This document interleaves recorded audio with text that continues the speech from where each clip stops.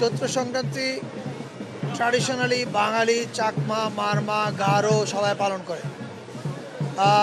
নববর্ষ পালনের চলটা শুরু হয়েছে পরের দিকে এসে। এখন এই চৈত্র সংক্রান্তি এবং বর্ষ বিদায় এবং বর্ষবরণ এই দুইটাই তো এই বাংলাদেশের সব জনগোষ্ঠীর উৎসব। তাহলে কেন কেন্দ্রীয়ভাবে যখন উৎসবটা হবে বা জাতীয়ভাবে যখন উৎসব হবে এটার অংশ তারা কেন হবে না? আমরা এই মনে করেছি আমাদের অন্তর্বর্তীকালীন সরকার যে এটার অংশ তারা হবে এবং তারা এতে প্রত্যেকেই খুশি হয়েছে, আনন্দিত হয়েছে। আপনারা দেখেছেন যে সারা দেশ থেকে পাহাড় সমতল বিভিন্ন জায়গা থেকে তারা এসছে এবং তাদের উৎসব দেখে আমাদের নিজেদের মন ভরে গেছে।